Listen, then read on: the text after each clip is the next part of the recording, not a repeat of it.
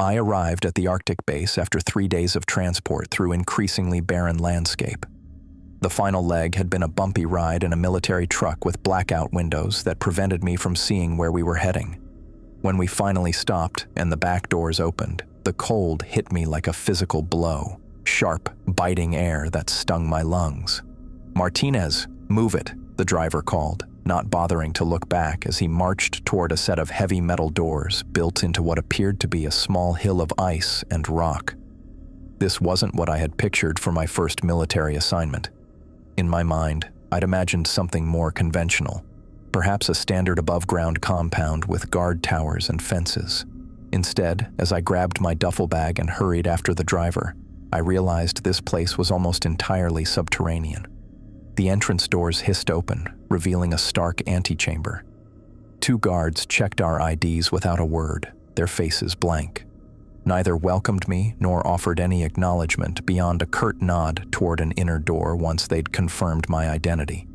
Beyond that second door, the base opened up into a network of metal corridors lit by fluorescent tubes that cast everything in a harsh, clinical light.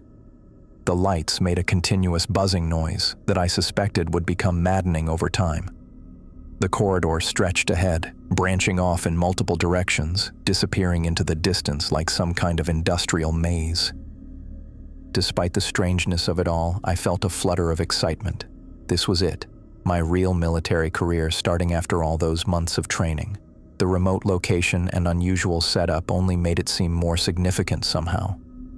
I squared my shoulders and followed the driver deeper into the facility. "Wait here," he said when we reached a junction. "Captain Thompson will be along for your orientation." Then he was gone, his footsteps fading until I stood alone in the empty corridor. I set my bag down and took a moment to study my surroundings more carefully. The walls were plain metal, the floor made of some kind of industrial material with slight grooves for traction. Every 20 feet or so, small cameras were mounted near the ceiling, their red lights blinking steadily. The air smelled recycled, tinged with metal and chemicals. A door opened somewhere down the corridor, and a tall man in officer's uniform approached. His face was weathered, his posture rigid with military precision. This had to be Captain Thompson. "Private Martinez," he said, stopping a few feet away. His voice was clipped and businesslike. "Welcome to Arctic Station 4. "Thank you, sir," I replied, standing at attention. "At ease. I'll make this brief. You've been assigned to night patrol rotation starting tomorrow. Mess is at 0600, 1200, and 1800 hours. Lights out at 2200. You'll find the full schedule posted in your barracks." Throughout this recitation, his eyes never quite met mine, instead focusing somewhere around my left shoulder. "The base houses 43 personnel currently. You'll be bunking in East Wing, Section C. Any questions?" I had dozens, but something about his demeanor made me hesitate. "No, sir." "Good. Follow the red line on the floor to the mess hall. After you eat, follow the blue line to the barracks. Your bunk assignment will be posted." Without waiting for a response, he turned and walked away, leaving me alone again. I picked up my bag and located the red line painted on the floor. As I followed it through the winding corridors, I passed a few other soldiers. What struck me immediately was how they moved, heads down, walking quickly, almost as if trying not to be noticed. None of them greeted me or even made eye contact. They slipped past like ghosts, hugging the walls. The mess hall was a large room with fluorescent lighting even harsher than in the corridors.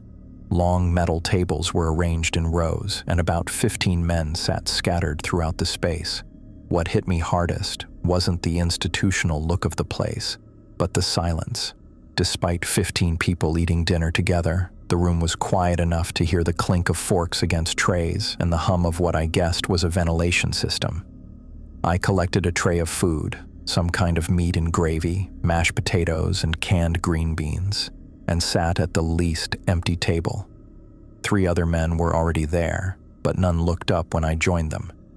"Hi, I'm David Martinez. Just arrived today," I said, trying to sound friendly. The man across from me gave a grunt that might have been acknowledgement. The other 2 didn't react at all. "How long have you all been stationed here?" I tried again. 8 months, the man across from me finally muttered, still not looking up from his food. "Is it always this quiet?" I asked.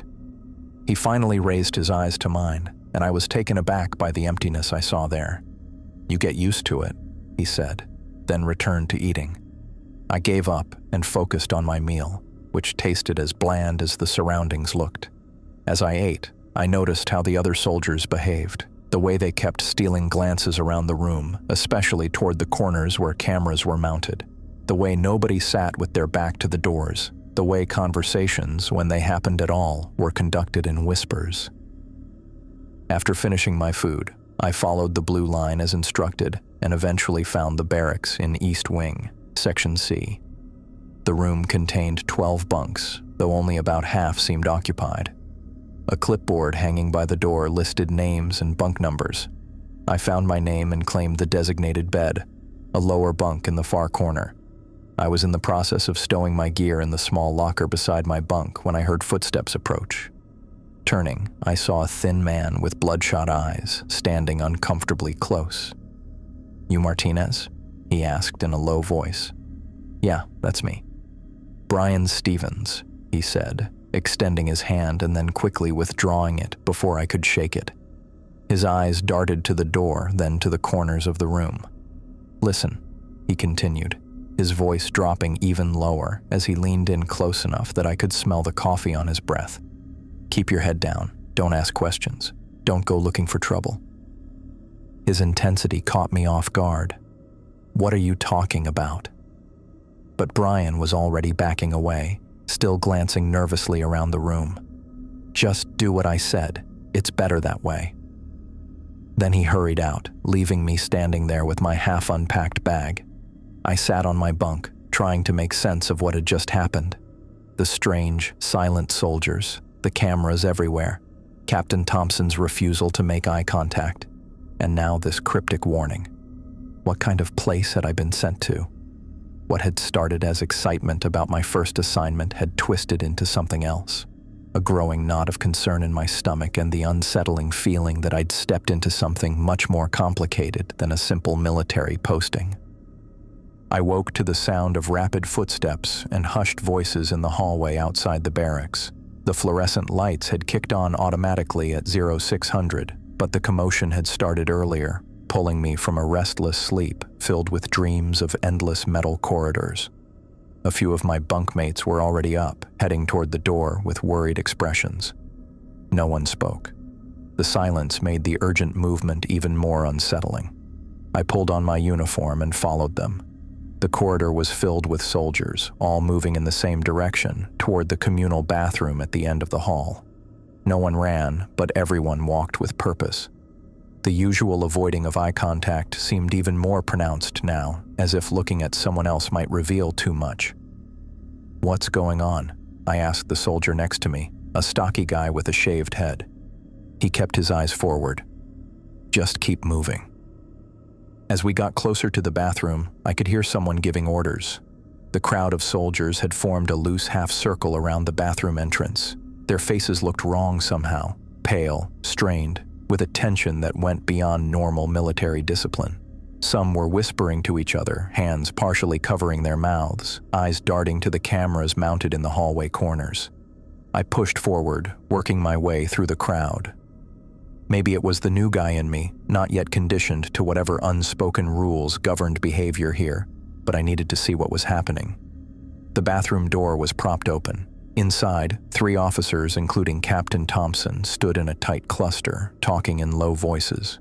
Behind them, visible through the gap between their shoulders, I could see a pair of boots dangling about a foot off the floor. I moved closer, finding a space to see past the officers. The sight hit me like a physical blow. Brian Stevens, the nervous soldier who'd warned me just hours ago, was hanging from a pipe that ran across the ceiling. The rope around his neck looked like it had been fashioned from a bedsheet, twisted and knotted. His face was purple, his eyes bulging and fixed on nothing. His body rotated slightly, a slow, terrible carousel. But it was what lay behind him that turned my stomach even more. Written across the metal wall in dark, rusty brown were the words, "It can see you." The letters were uneven, dripping down the wall in what could only be blood. Brian's hands were stained with it, the fingertips dark and crusted. "Everyone back to your stations immediately," Captain Thompson ordered, turning to face the gathered soldiers. His voice was level, professional, but his eyes kept darting back to the message on the wall. "This is a private matter that will be handled by base security." No one moved at first. "That's an order," Thompson snapped. "Private Wilson's death is unfortunate but not our immediate concern. Base operations continue as scheduled." "Wilson?" I frowned, certain he'd gotten the name wrong. The man hanging there was Brian Stevens, not Wilson. I opened my mouth to correct him, then stopped as warning bells went off in my head. The deliberate misidentification felt significant, somehow. "It's a suicide," one of the other officers announced flatly. "Mental health incidents occasionally occur in remote postings. The isolation can be difficult for some personnel." The crowd began to disperse, soldiers backing away with that same strange reluctance to make eye contact. I noticed how many of them stole quick glances at the bloody message rather than at Brian's body. I lingered longer than I should have, watching as two men in medical uniforms entered the bathroom with a stretcher. "Martinez," Captain Thompson said, suddenly right beside me. "Your patrol duty begins at 1300 hours. I suggest you get breakfast and prepare for your shift." I nodded, unable to form words. Something about his tone, clinical, detached, made the knot of unease in my stomach tighten further. "Yes, sir," I finally managed. Thompson's eyes briefly met mine, then slid away. Suicide is tragic but not unexpected in these conditions. Stevens was struggling with the isolation. So he did know Brian's name. The correction felt deliberate, as if he'd realized his earlier mistake. "He seemed scared last night, sir, not depressed," I said before I could stop myself. Thompson's face hardened. "You spoke with him?" "Briefly. He introduced himself when I arrived." "What did he say to you?" The question came too quickly, with too much intensity. I hesitated, remembering Brian's warning. "Keep your head down. Don't ask questions." "Nothing important, sir. Just welcomed me to the base." Thompson studied my face for several uncomfortable seconds. "Report any unusual conversations to your superior officers immediately, Private. That's protocol here." "Yes, sir." He turned and walked back to the bathroom, where the medical staff were cutting Brian down from his makeshift noose. I went to the mess hall, moving on autopilot. The room was quieter than it had been the previous night, if that was even possible. Soldiers ate mechanically, eyes on their trays. The same heavy silence hung in the air, but now it felt charged with something else: fear. I collected my breakfast, powdered eggs, toast, canned fruit, and sat alone at the end of a table. As I picked at my food, I replayed my brief interaction with Brian from the night before. His nervous energy, the way his eyes had darted around the room, his cryptic warning. He hadn't seemed suicidal. He'd seemed terrified. And that message, "It can see you," written in his own blood. What could see us? The cameras? Or something else? Across the mess hall, I noticed two soldiers speaking in hushed tones, one repeatedly glancing toward the cameras. When they noticed me watching, they immediately separated, one leaving the table entirely. After breakfast, I returned to the barracks to prepare for my patrol duty. The door to the bathroom was now closed, sealed with yellow tape. A soldier stood guard outside, his expression blank. The rapid cleanup and containment felt wrong, too efficient, too practiced. My first patrol shift was scheduled for 1300 hours in a section called East Wing, Level 2.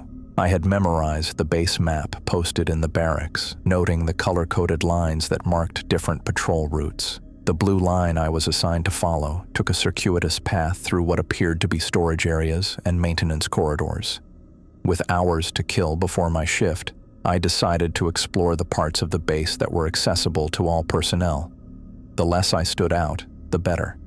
Acting normal seemed safest after what I'd witnessed. I followed various colored lines painted on the floors, mapping the layout in my head. Most doors were marked with designation codes rather than descriptions of what lay behind them. Many required keycard access. Cameras watched from every corner, their red lights blinking steadily.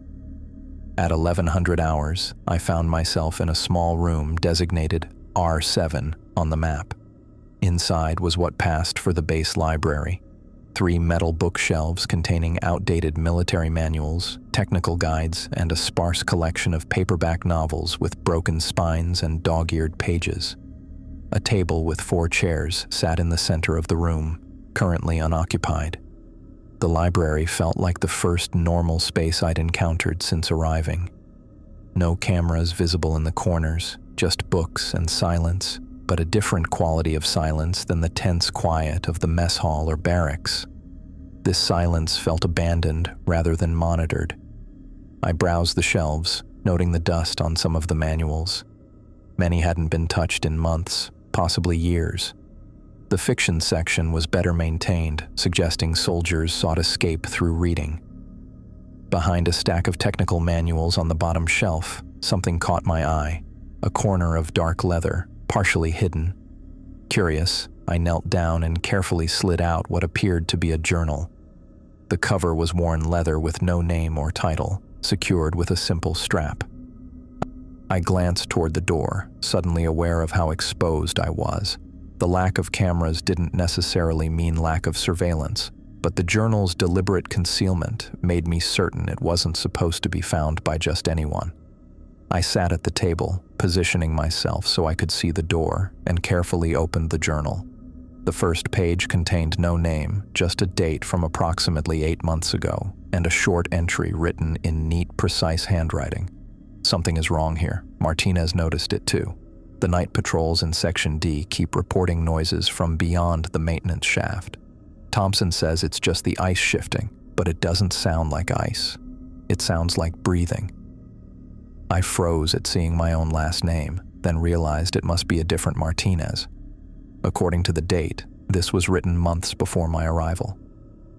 The next few entries were in the same handwriting, detailing routine observations about base life, but with increasing mentions of strange sounds and the writer's growing paranoia about being watched. Then, abruptly, the handwriting changed. Larger, more hurried. Rodriguez is gone. They say he was transferred, but no one saw him leave. His bunk was empty this morning, and all his stuff was gone. Fuller says he saw Rodriguez heading toward the Snake last night during his patrol. No one else has mentioned it. The entries continued, alternating between at least 3 distinct handwriting styles. I realized I was reading a shared journal, passed between a group of soldiers who were documenting their experiences. The Snake, I gathered from context, referred to a winding tunnel system that connected to deeper parts of the bunker, hence the nickname.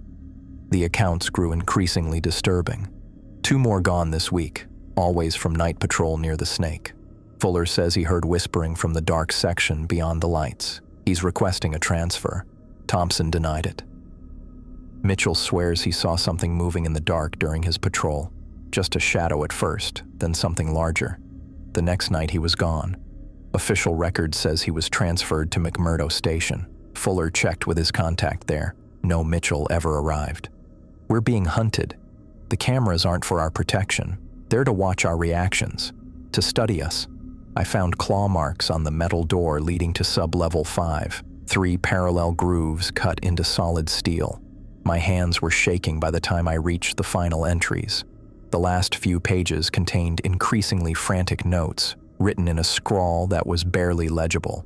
It watches us through the cameras. It listens through the vents. The Snake leads to its nest. They feed it. That's why we're here. And the final entry, dated just 3 weeks earlier, in yet another handwriting.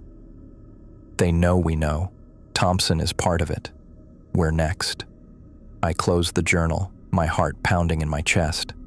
The warning took on new meaning after seeing Brian's body, his final message written in blood. It can see you. I carefully returned the journal to its hiding place. Someone had concealed it here deliberately, creating a record of what was happening. And now I had found it, just hours after Brian's death, or murder, if the journal was to be believed. I checked my watch. 12:30. My patrol shift would begin soon. A patrol that would take me through East Wing, not far from what the base map labeled as maintenance tunnels, but what the journal writers had called the Snake.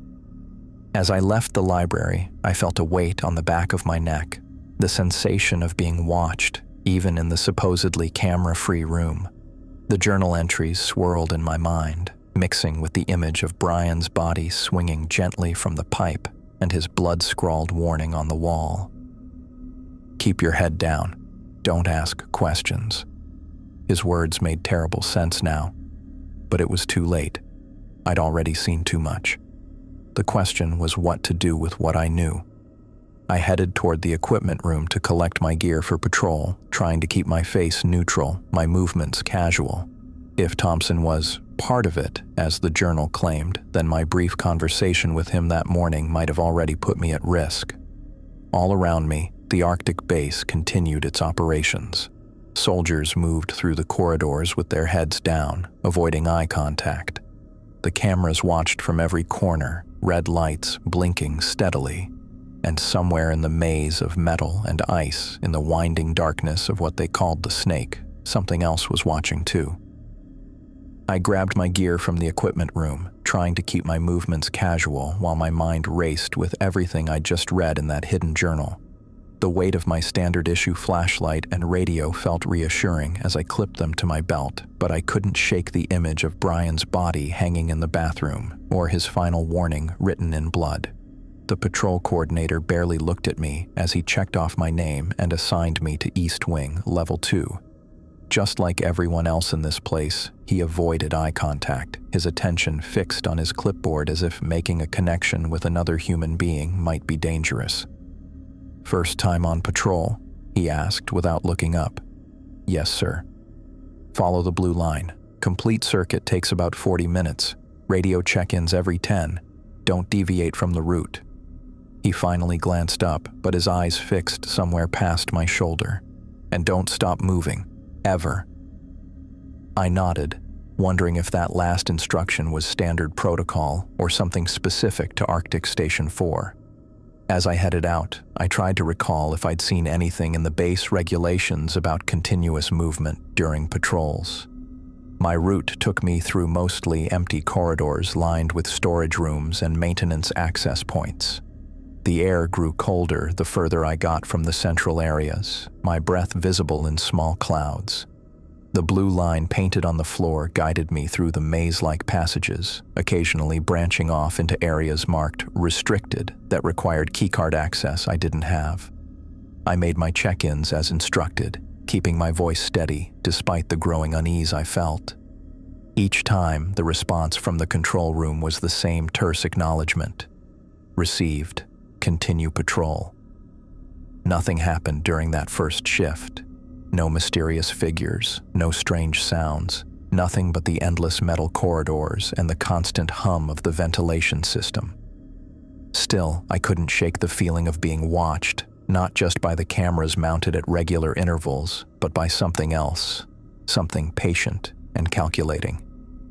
When my relief arrived exactly 3 hours later, he took over without a word, just a quick nod before continuing along the blue line. I returned to the barracks, exhausted less from physical exertion than from the constant state of alertness I'd maintained throughout the patrol.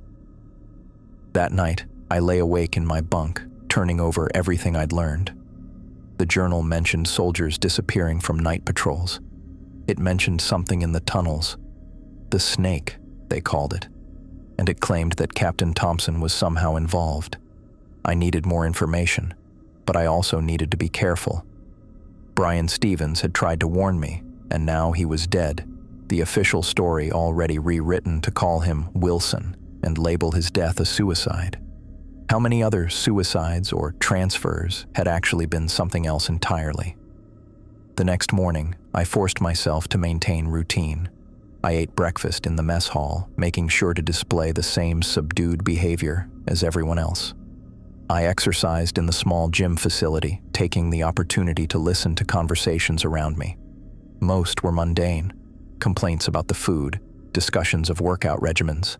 But twice I noticed soldiers abruptly changing topics when others approached, their voices dropping to whispers. During lunch, I casually asked one of my bunkmates about the patrol rotations. How often do they assign people to the lower levels?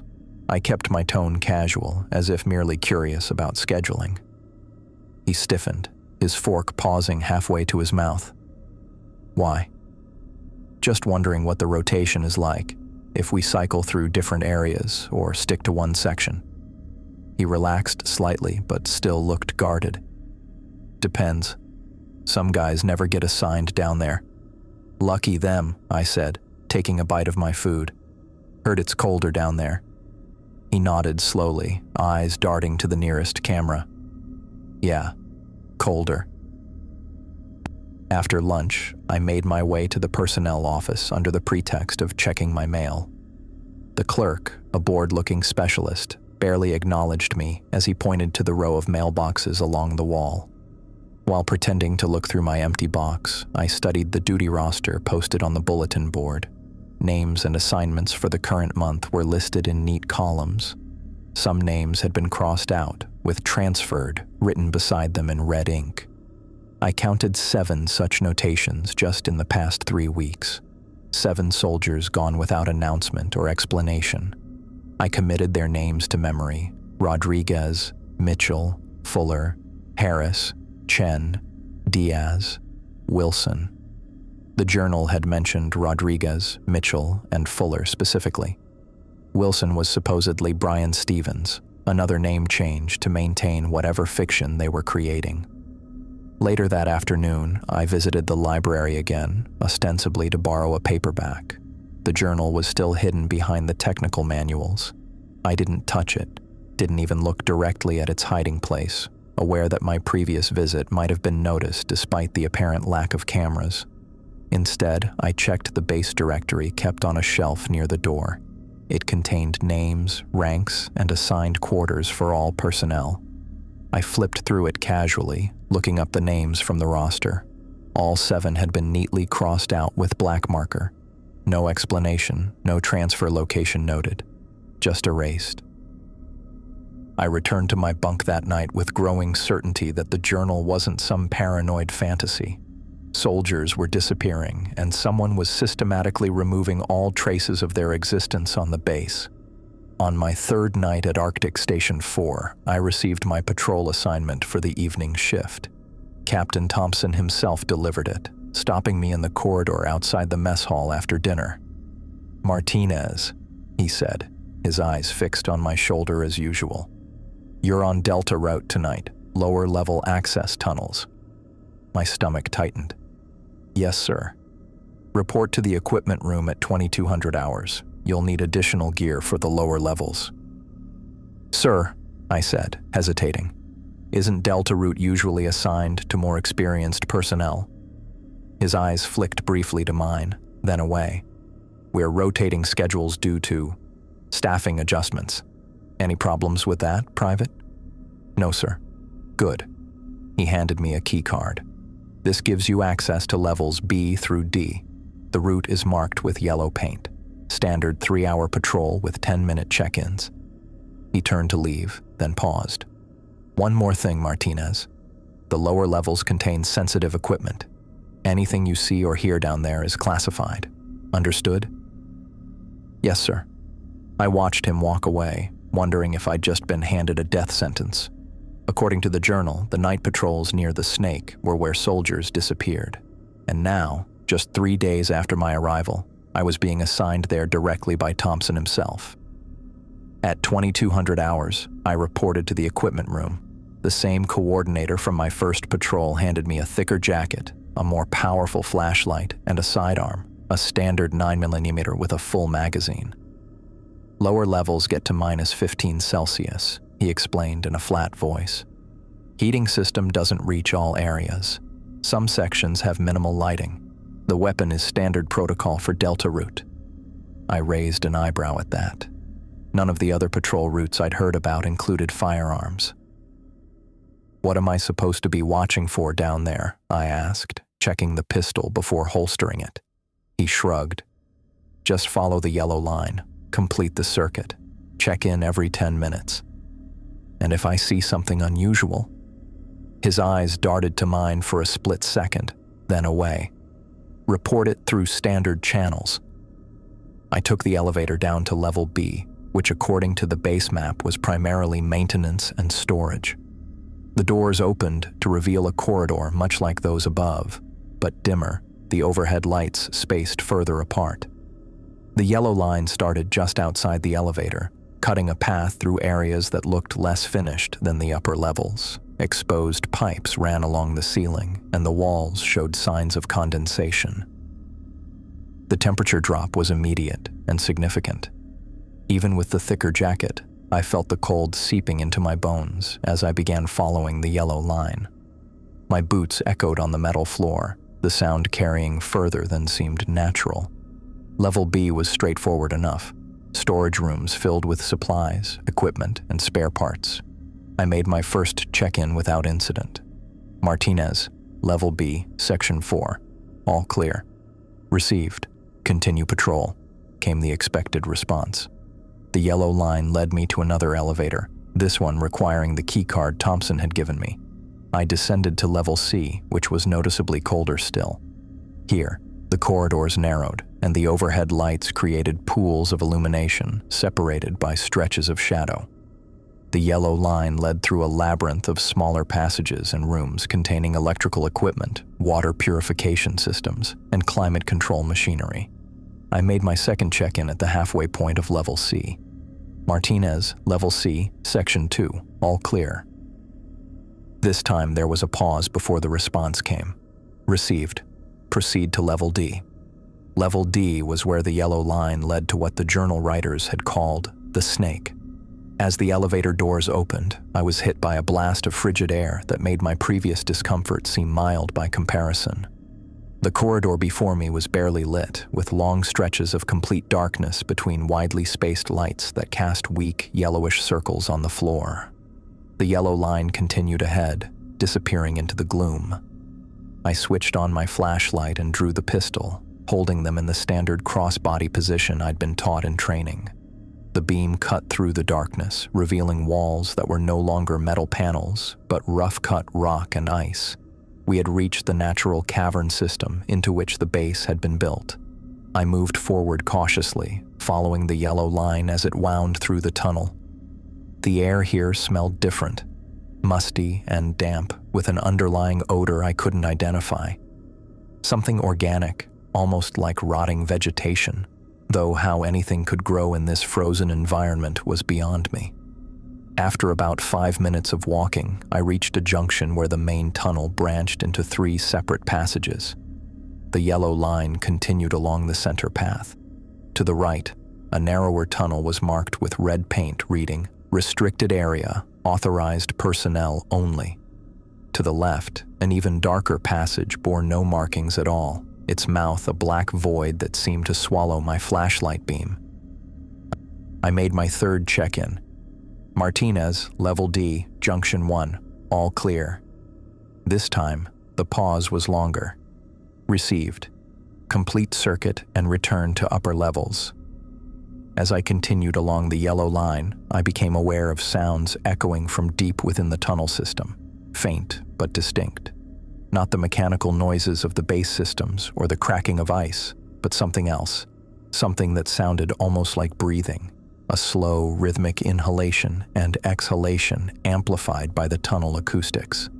The journal entry flashed in my mind. The night patrols in Section D keep reporting noises from beyond the maintenance shaft. Thompson says it's just the ice shifting, but it doesn't sound like ice. It sounds like breathing. I slowed my pace, listening intently. The sound grew louder as I followed the yellow line deeper into the tunnel system. It wasn't coming from any specific direction, but seemed to emanate from the walls themselves, as if the entire tunnel network was alive and breathing. The yellow line led me to what appeared to be the end point of the patrol route, a large metal door set into the rock face, secured with both electronic and manual locks. A sign above it read, "Maintenance Access 5D, and below that, restricted, level 7 clearance required. This had to be the entrance to whatever lay beyond, what the journal called the snake. I examined the door without touching it, noting the heavy-duty construction and the scratch marks on the metal surface.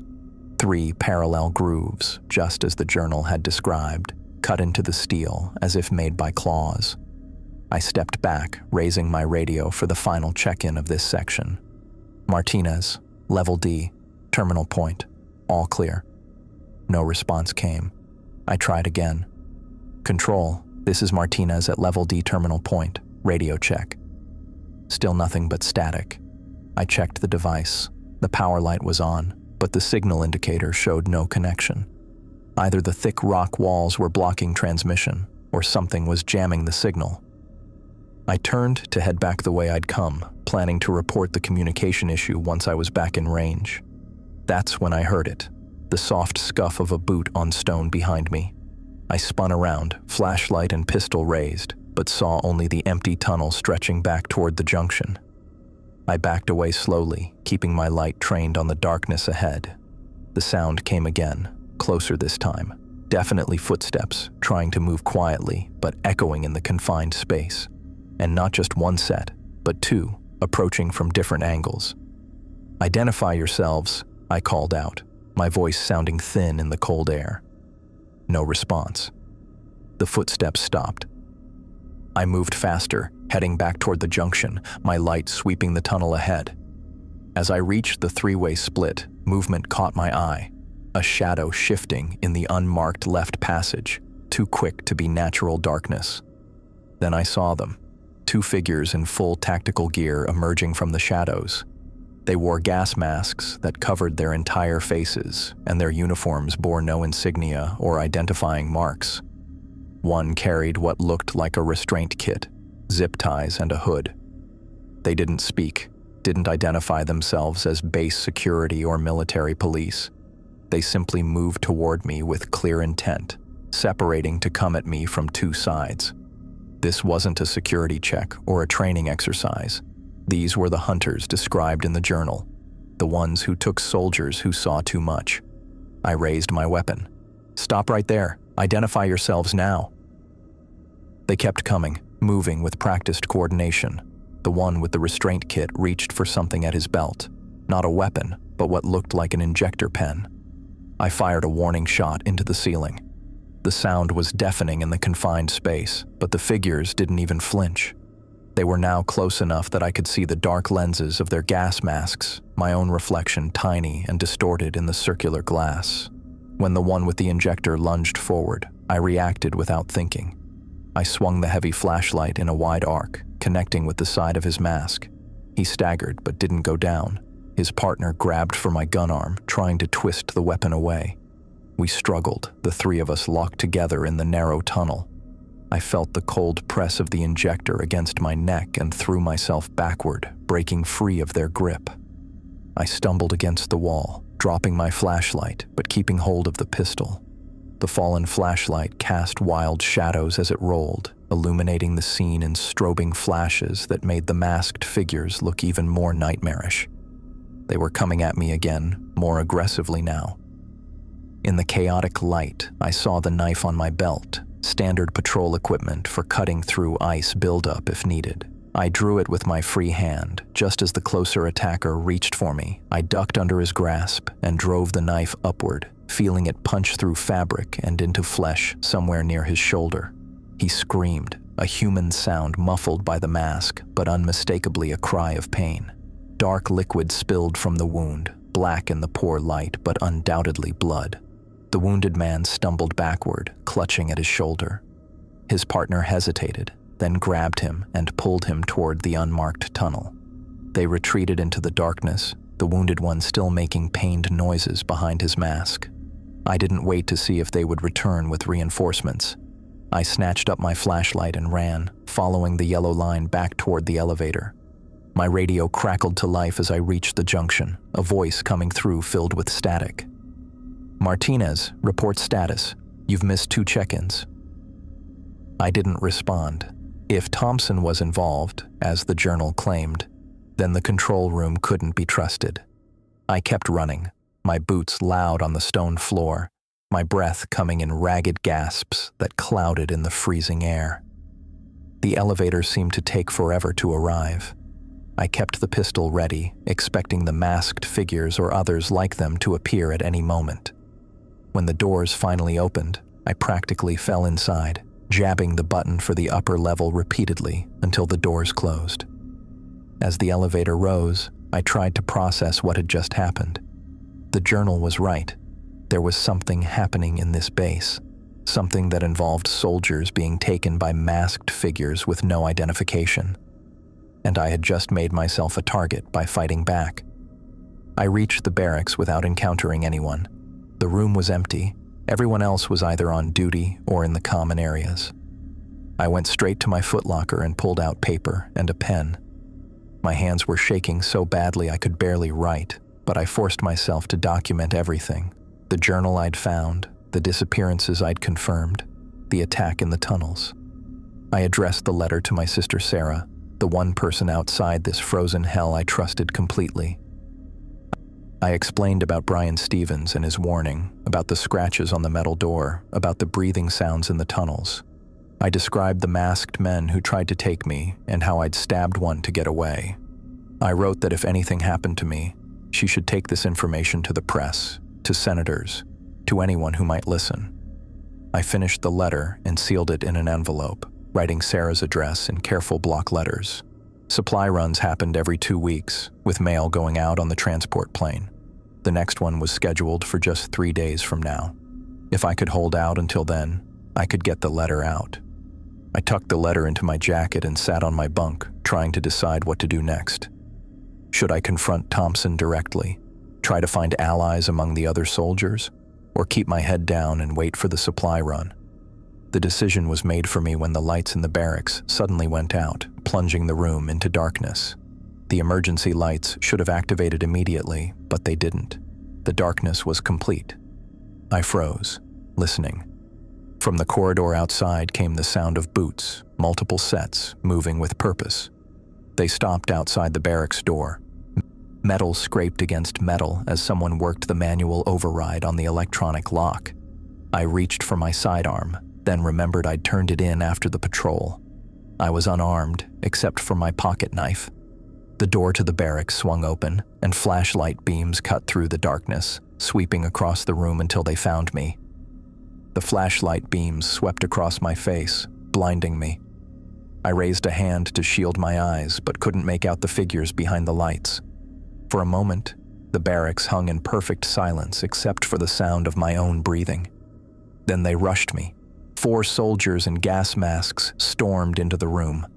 I tried to roll off my bunk, but they moved with practiced efficiency. 2 grabbed my arms while another pinned my legs. The 4th stood back, weapon raised. Their masks were identical to the ones worn by my attackers in the tunnels, black rubber with circular glass eyepieces that reflected my own terrified face back at me. "Target secured," one of them said, voice muffled by his mask. I fought back, twisting and kicking, but they had me locked down tight. One of them pressed something cold against my neck. A sharp pain followed, and almost immediately my muscles went slack. Not completely paralyzed, I could still move, but weakly, like trying to swim through molasses. "Sedative administered," the same voice reported. They dragged me off the bunk. My legs wouldn't support my weight, forcing them to carry me between them. As we exited the barracks, I noticed the corridor lights were still functioning. Only the barracks had been darkened. My head lolled forward as they moved me through the maze of hallways. I tried to keep track of our route, but the drug made my thoughts scatter like marbles on a tilted floor. We passed through sections of the base I'd never seen before, the corridors growing wider and more finished-looking, suggesting we were in the administrative section. We descended in an elevator that required keycard access. The soldier holding my right arm swiped a black card with no markings through the reader. The elevator dropped for what felt like a long time. When the doors opened, the air was different, colder and drier, with a subtle chemical smell. The lighting here was harsh white, making me squint after the dimness of the barracks and corridors. The walls were smooth concrete rather than the metal panels used throughout the rest of the base. They took me to a room at the end of a short hallway. Inside was a metal chair bolted to the floor in the center, surrounded by bright lights on stands. The walls were bare concrete with what looked like sound-dampening panels affixed at regular intervals. No windows, no other furniture, just a metal door and a drain in the floor that made my stomach turn. "Secure him," ordered a new voice from behind me. I managed to turn my head enough to see Captain Thompson standing in the doorway. He wasn't wearing a mask, but his face might as well have been one, completely devoid of expression as he watched the soldiers strap me into the chair. The restraints were thick leather with metal buckles securing my wrists, ankles, and chest. One of the soldiers attached electrodes to my temples and fingers, connecting them to a machine on a cart that I hadn't noticed before. A heart monitor, I realized, watching the green line begin to spike with my increasing pulse. When I was fully secured, Thompson entered the room, followed by a man in civilian clothes. The masked soldiers took positions against the walls, silent and motionless. The civilian was in his early 50s with gray hair cut close to his scalp. He wore a plain white shirt and dark trousers that could have come from any department store. His face was unremarkable, almost deliberately so, the kind you'd forget minutes after seeing it.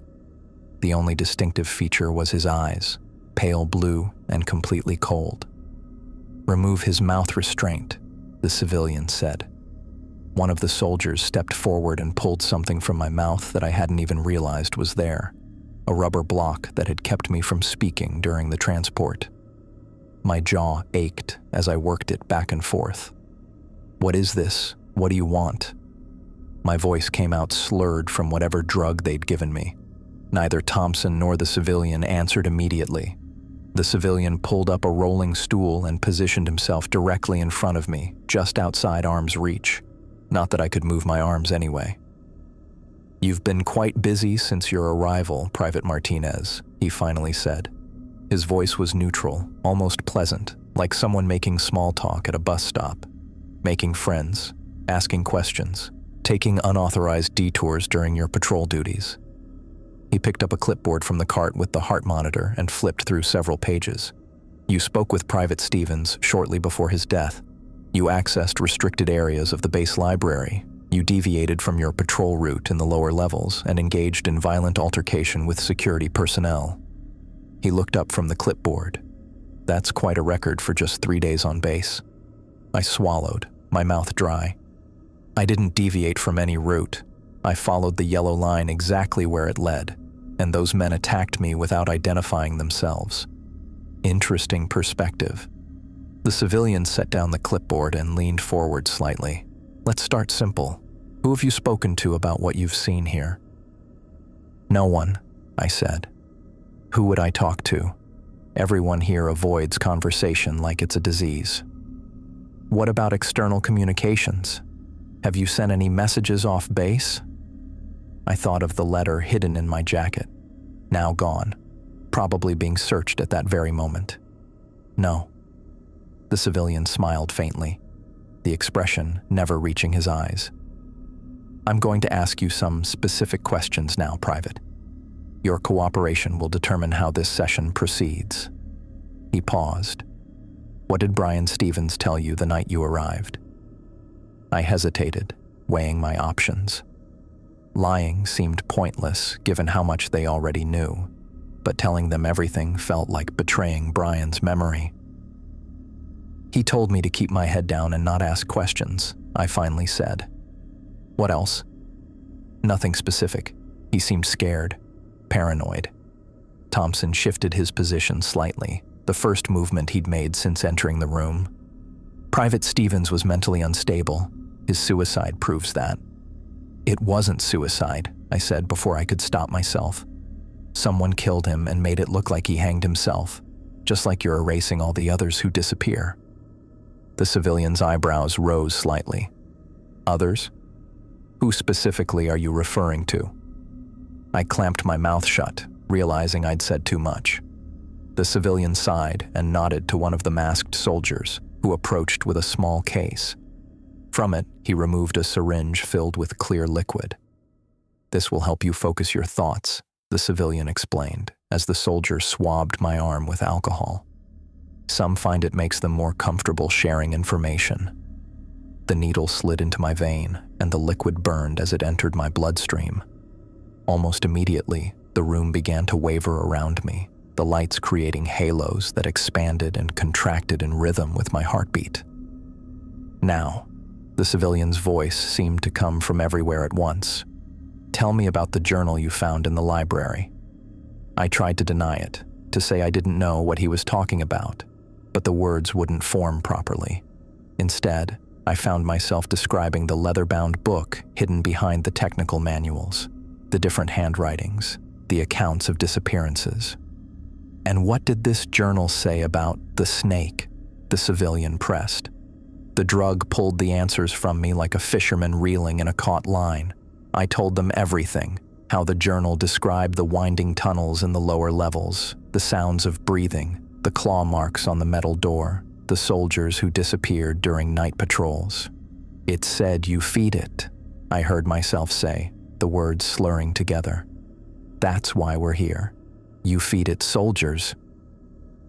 Thompson made a disgusted noise, but the civilian just watched me with those pale, empty eyes.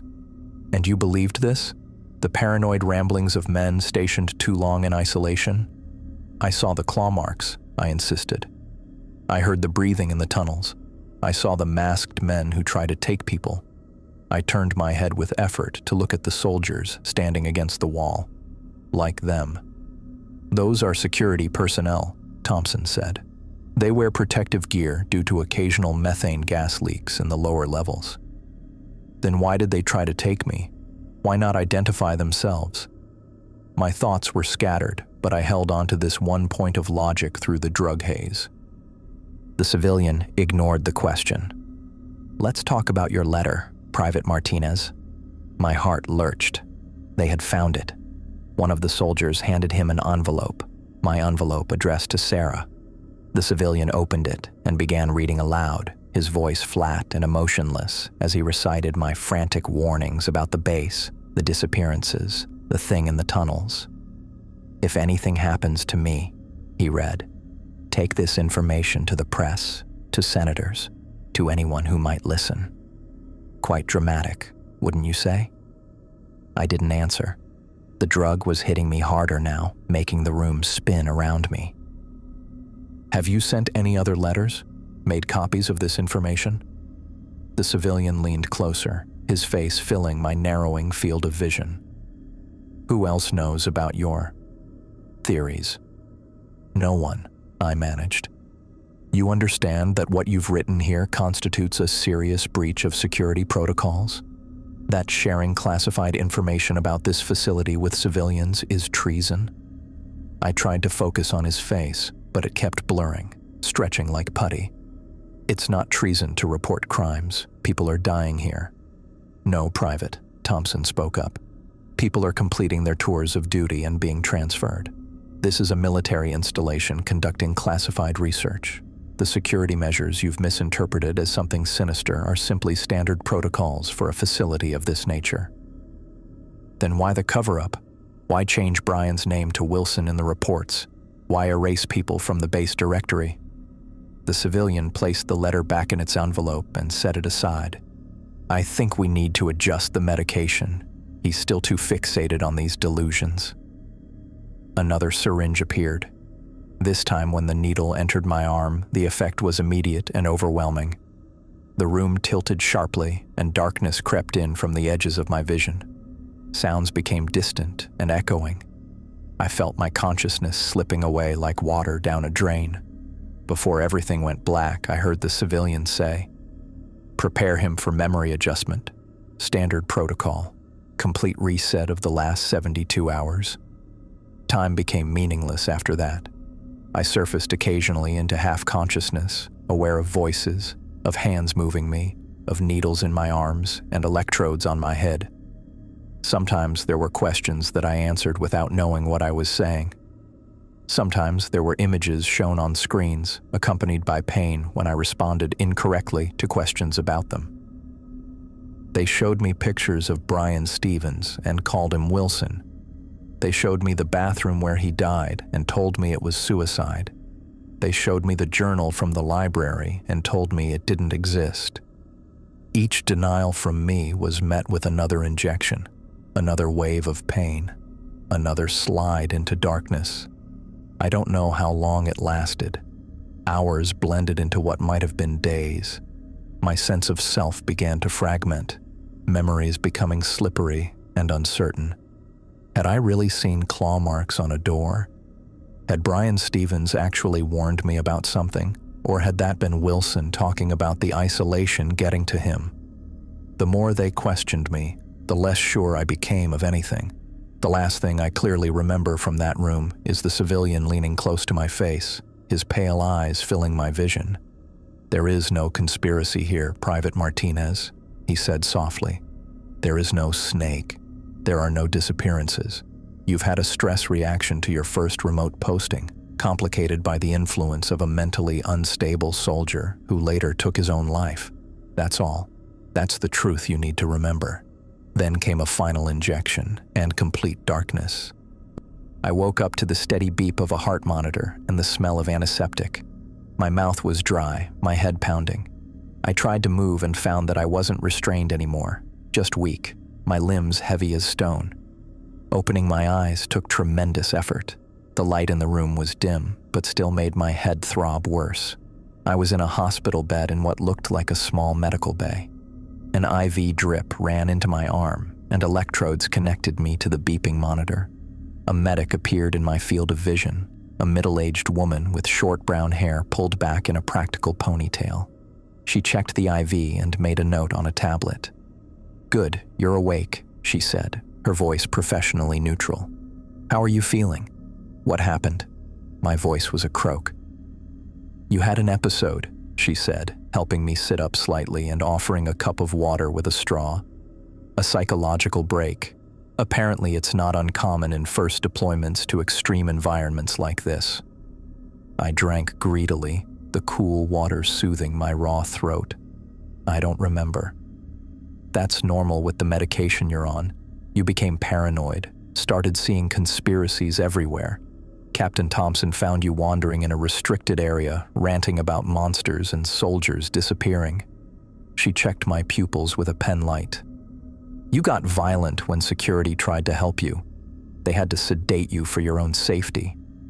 None of this sounded familiar. I tried to remember what had happened since my arrival at the base, but found only fragments: arriving, being shown to the barracks, meeting my bunkmates. After that, everything was a blur of disjointed images that made no sense. "How long have I been here?" I asked. 3 days, she replied, making another note on her tablet. "You've been in and out of consciousness. The doctor has recommended a psychological discharge. You'll be transported out on the next supply plane." I nodded, too exhausted to feel much about this news. Part of me was relieved to be leaving this cold, underground place, though I couldn't articulate why. "There was someone," I said, a fragment of memory surfacing. "Someone who warned me about something. First night I was here." The medic's expression didn't change. "That would be Private Wilson. He committed suicide the morning after you arrived. Finding his body may have contributed to your breakdown." "Wilson," I repeated. The name felt wrong somehow, but I couldn't place why. "He killed himself?" "Hanged himself in the bathroom. He'd been showing signs of depression for weeks." She adjusted the IV drip slightly. "It happens sometimes in places like this. The isolation gets to people." I closed my eyes, trying to piece together the fragments in my head. There was something important I was forgetting, something urgent, but it slipped away every time I got close to it. "Rest now," the medic said. "The transport leaves tomorrow morning. You'll be debriefed before departure and given your discharge papers." After she left, I lay in the dim room listening to the steady beep of the heart monitor and trying to make sense of the last few days. But no matter how hard I tried, I couldn't shake the feeling that something was wrong with the story I'd been told, that there were important pieces missing from my memory. Still, what alternative was there? I had apparently had some kind of mental break. I was being sent home. That should have been a relief. So why did it feel like I was running away from something I should be facing? Why did the thought of leaving fill me with a sense of failure I couldn't explain? I drifted back to sleep with these questions unanswered and dreamed of dark tunnels where something huge and patient breathed in the shadows, waiting. I stacked the paint cans in neat rows, organizing them by color and finish as I'd done hundreds of times before. The fluorescent lights of Davidson's hardware buzzed overhead, a constant background noise I'd grown used to over the past 5 months. My supervisor, Mike, had commended my ability to keep things organized, apparently a skill the military had drilled into me that civilian life hadn't managed to erase. "Martinez, we got a shipment of those brass hinges that need pricing," Mike called from the front counter. "Can you handle that before you clock out?" "Sure thing," I answered, finishing the last row of paint cans. This was my life now. 6 months after my medical discharge from the Army, I spent my days stocking shelves and helping weekend warriors find the right screws for their deck projects. The transition to civilian life had been harder than I expected, though not for the usual reasons veterans struggle.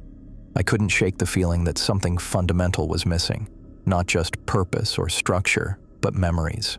My tiny apartment was only a 15-minute walk from the store. It wasn't much, a studio with a kitchenette and a bathroom where the shower and toilet were practically on top of each other. But the rent was affordable on my hardware store wages and military disability stipend. The Army had diagnosed me with an anxiety disorder before discharging me, though the doctors had been frustratingly vague about its cause. "Environmental stress reaction," one of them had said, scanning my file without making eye contact. Not uncommon in extreme deployment conditions. But what conditions? My memories of my brief military service were fragmented at best. I remembered basic training clearly enough, then my transfer to what I was told was an Arctic research station. After that, things got fuzzy. I had impressions rather than memories. Cold corridors, fluorescent lights, a sense of being watched, and faces. One in particular that came to me in nightmares, a man with bloodshot eyes trying to tell me something important. I finished pricing the brass hinges and clocked out at 7. The April evening was mild, with the last of the sunset painting the Denver skyline in oranges and pinks against the backdrop of the Rocky Mountains. I walked my usual route home, passing the same convenience store where I sometimes stopped for beer, the same Vietnamese restaurant with its tempting aromas wafting onto the sidewalk. 3 blocks from my apartment, I noticed a man leaning against a newspaper box, smoking a cigarette. There was nothing particularly unusual about him. Jeans, dark jacket, baseball cap pulled low, but something about his posture made me slow my pace. He seemed to be waiting for someone, his eyes scanning the street until they locked onto mine. He dropped his cigarette, crushed it under his boot, and walked directly toward me. My heart rate ticked up, a rush of adrenaline flooding my system for reasons I couldn't articulate. Some deeply buried instinct told me to turn and walk the other way. "Martinez," he said when he was about 10 feet away. Not a question. He knew exactly who I was. I stopped, my hand instinctively going to my pocket where I kept my keys between my fingers, a defensive habit I didn't remember learning. "Do I know you?" I asked, keeping my voice steady. He closed the distance between us, his eyes darting to check the street in both directions before focusing back on me. Up close, I could see the tension in his face, the slight tremor in his hands that spoke of either fear or too much caffeine. "Robert Collins," he said quietly. "We served together, Arctic Station 4. The name meant nothing to me, but the mention of the Arctic Station sent a chill through me that had nothing to do with the mild evening air. "I don't remember," I admitted, studying his face for any hint of familiarity. "They made sure of that," he replied, his mouth twisting in a grim approximation of a smile. "Look, we can't talk here. Is there somewhere private we can go?" I hesitated. This man was a stranger to me, claiming a connection I couldn't verify, but something about the urgent look in his eyes felt genuine and familiar in a way I couldn't place. "There's a coffee shop around the corner," I offered, not willing to take him to my apartment. He shook his head. "Too public, too many cameras." His eyes darted to a traffic light with a mounted security camera. "Just, can we walk? I need to give you something." We fell into step together, moving toward a small park a block from my apartment building. Collins kept checking over his shoulder, his neck swiveling to monitor passing cars and pedestrians with practiced vigilance. "You really don't remember me?" he asked as we walked. "No, but I don't remember much about my time there at all." He nodded, as if this confirmed something. "They're thorough with the memory treatments, but it doesn't always stick. Some things come back, especially with triggers." He glanced at me. "You having nightmares?" The question caught me off guard. I hadn't told anyone about the dreams, dark tunnels where something massive breathed in the shadows, men in gas masks dragging me down endless metal corridors, a bathroom wall smeared with blood spelling out words I could never quite read upon waking. "How did you know that?" I asked. "Because I have them too. Most of us who served there do." We reached the small neighborhood park, and Collins led me to a bench partially hidden by overgrown bushes. He sat with his back to the concrete wall behind the bench, a position that gave him a clear view of all approaches. "I found something in your old quarters after they shipped you out," he said, reaching inside his jacket. He pulled out a sealed envelope, slightly worn at the edges as if it had been carried for a long time. "They missed it during cleanup. It was taped to the underside of your mattress." He handed me the envelope. My name was written across the front, in my own handwriting. "What is this?" I asked, turning it over in my hands. "A letter you wrote to your sister before they took you." Collins's eyes continued to scan our surroundings. "Read it, but not here. Not now. Wait until you're alone." "Took me? Who took me?" Collins gave a humorless laugh. "That's all in there." He nodded at the envelope. "Look, I've already stayed too long. They keep tabs on former personnel, especially those who served around the same time as certain incidents." "What incidents?" I pressed. "Why can't you just tell me?" "Because you need to remember on your own terms. That letter will help." He stood up suddenly. "I need to go. Don't try to find me after this. Don't call anyone about what you remember. Don't go online searching for information about the base. They monitor that stuff." "Who's they?" I demanded, standing up too. "The ones who run the program, the ones who took your memories." Collins backed away, still facing me. "Just read the letter. And Martinez?" He hesitated, his expression softening for a moment. "I'm sorry I couldn't do more when they took you. None of us could." Before I could respond, he turned and walked quickly away, rounding the corner of the park and disappearing from sight. I was left standing there, the envelope in my hand, feeling suddenly heavy with significance I didn't understand. Back in my apartment, I locked the door, drew the blinds, and sat at my small kitchen table. The envelope trembled slightly in my hand. I took a deep breath and tore it open. Inside was a letter written on standard military stationery, the handwriting unmistakably my own, the same slightly cramped letters, the same pressure on the downstrokes, but I had no memory of writing it. "Dear Sarah, if you're reading this, something has happened to me. I need you to take this information to someone who can help. A newspaper, a senator, anyone with the power to investigate what's happening at Arctic Station 4. People are disappearing here, not transferred or discharged, vanishing. The official records are altered afterward to cover it up. I've seen the proof in a hidden journal kept by previous soldiers, and I've verified the names myself against base records. It started my first night here when a soldier named Brian Stevens warned me to keep my head down and not ask questions. The next morning, they found him hanged in the bathroom, with a message written in blood on the wall, 'It can see you.' They called it suicide, but in the official report, they changed his name to Wilson. They're erasing people, Sarah, not just physically, but from the records too. There's something in the tunnels beneath the base. The other soldiers call it the snake because of how the tunnels wind through the bedrock. I heard it breathing during my patrol in the lower levels. I saw claw marks on a sealed metal door. Whatever it is, I think they're feeding it soldiers who discover too much. Captain Thompson is involved, along with a civilian interrogator who oversees what they call memory adjustments. If I disappear, or if I contact you with no memory of writing this letter, you'll know they got to me too. I don't know who to trust here. Everyone is afraid, keeping their heads down, avoiding eye contact. The entire base operates under constant surveillance. Cameras everywhere except, strangely, the library where I found the hidden journal. I'm scared, Sarah, but I can't stay silent about this. People need to know what's happening here. If anything happens to me, please don't let this die with me. Love, David. I put the letter down, my hands shaking. Fragments of memory flickered through my mind. A man with bloodshot eyes warning me in a barracks. Brian Stevens, not Wilson. A journal hidden behind technical manuals in a small library. Claw marks on a metal door in a cold tunnel. A bathroom wall with words written in brown blood. I remembered Captain Thompson's weathered face and how he never made eye contact. I remembered soldiers moving through corridors with their heads down, avoiding each other.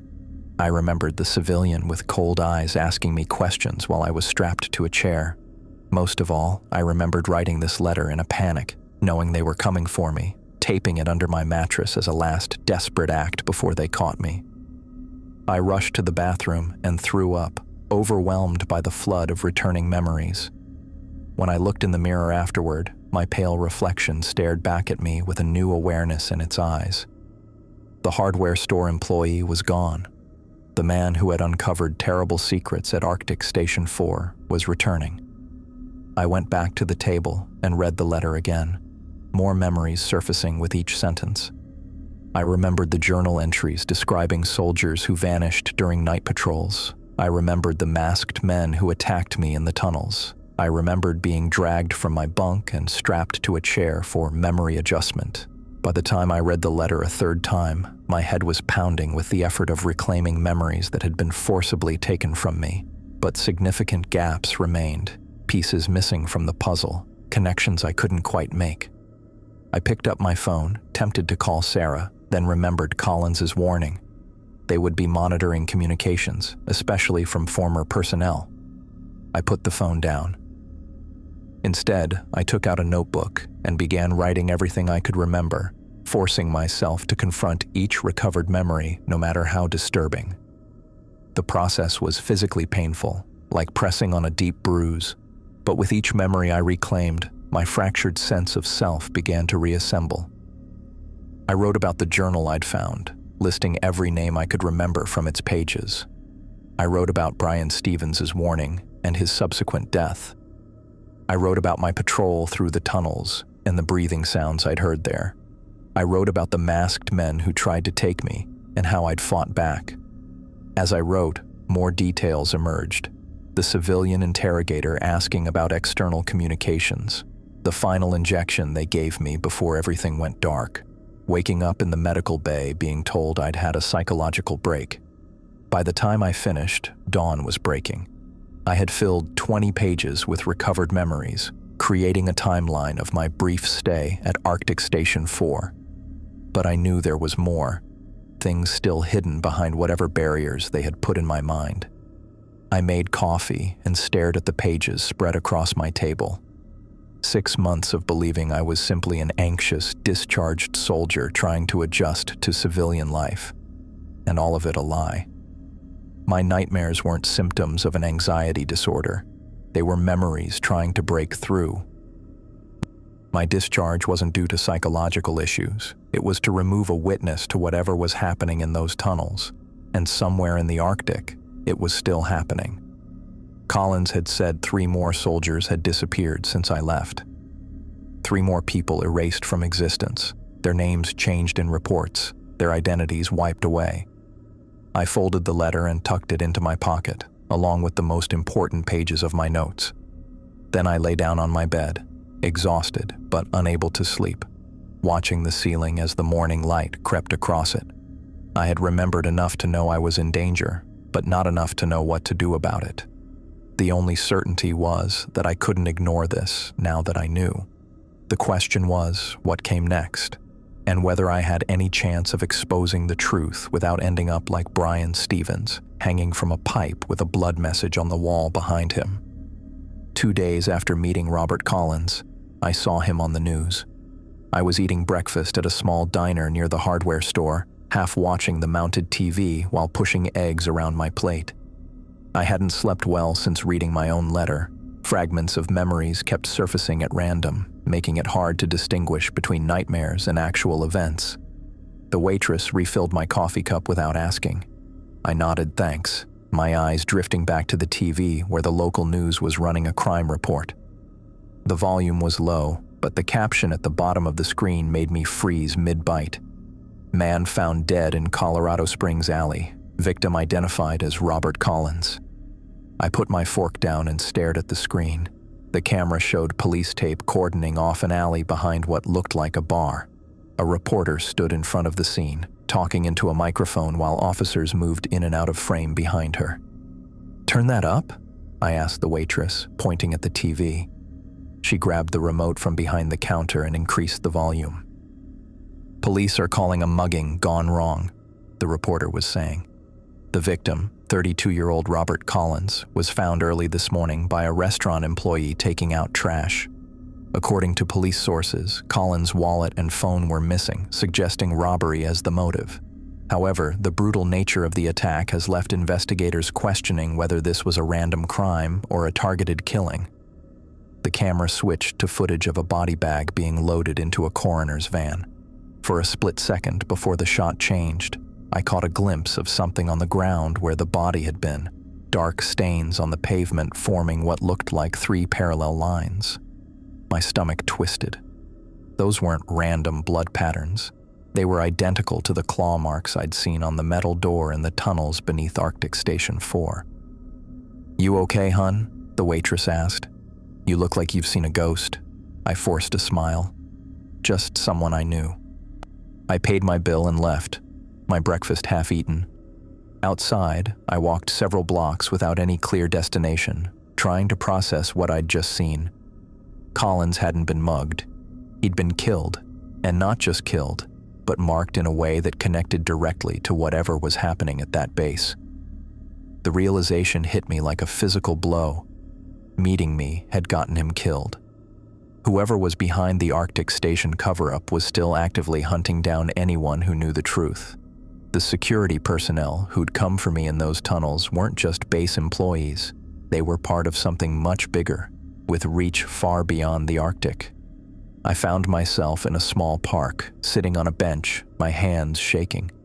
The morning was bright and clear, families with children playing nearby, joggers passing on the path, normal life continuing all around me while my world had just tilted on its axis again. More memories were surfacing now, triggered by what I'd seen on the news. I remembered the tunnels in greater detail, the yellow line I'd followed on my patrol, the junction where I'd heard the breathing sounds, the scratch marks on the metal door labeled Maintenance Access 5D. I remembered the voices in the darkness, speaking in hushed tones as they approached me from behind. And most vividly, I remembered the feeling that something was watching us all from deep underground, something patient and ancient that had been there long before the military built their base above it. What had Collins called it? The Snake, because of how the tunnels wound through the bedrock. But that was just a nickname. Whatever was down there, it wasn't a snake. I went to work that afternoon as usual, trying to maintain my routine while my mind raced. Mike noticed my distraction as I misplaced items and forgot customer requests. "Everything all right, Martinez?" he asked as I stocked the wrong size bolts in a display. "You seem off today." "Just didn't sleep well," I said, which wasn't a lie. After my shift, instead of going straight home, I went to a copy shop across town. I made several copies of my letter to Sarah, along with the pages of notes I'd written after recovering my memories. I couldn't risk keeping only one version anymore, not after what happened to Collins. I considered my options. I could mail copies to journalists at major newspapers, but would they take it seriously without evidence? I could post everything online, but Collins had warned against going online with any of this information. They monitored former personnel, he'd said. They would know immediately. I ended up mailing one copy to Sarah with a note telling her not to open it unless something happened to me. She lived in Seattle now, far enough away that she might be safe from immediate surveillance. I addressed the envelope using her married name, hoping that might help it fly under the radar. The rest of the copies I hid, one in my apartment behind the baseboard heater, one in a waterproof bag taped under a park bench near my work, and one in a sealed envelope left with Mike at the hardware store, telling him it contained important documents I might need him to hold on to. "What is this, Martinez, your will?" he joked, but took the envelope anyway. "Something like that," I said. The next few days, I went through the motions of normal life while constantly looking over my shoulder.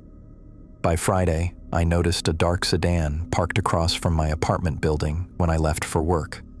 It was still there when I returned that evening, though the driver had changed. Over the weekend, I spotted men in casual clothes who seemed too interested in my movements.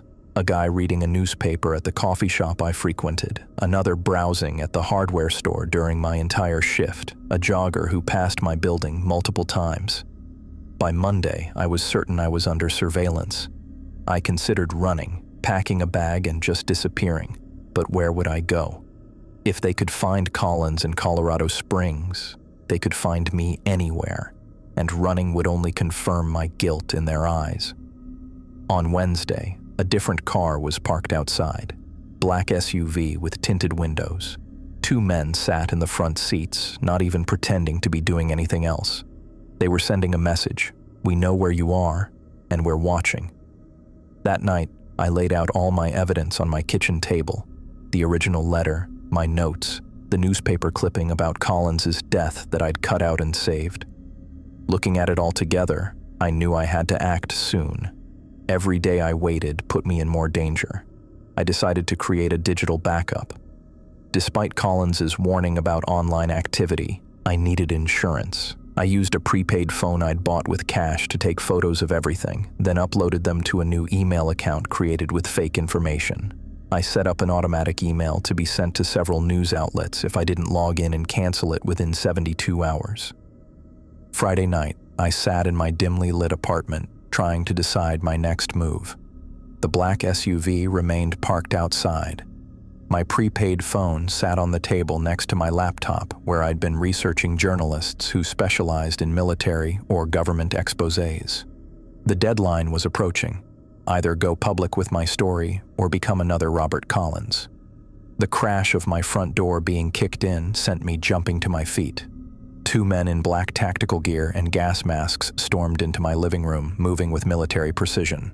I recognized the masks immediately. Identical to those worn by the security personnel in the tunnels, identical to those worn by the men who had taken me from my bunk for interrogation.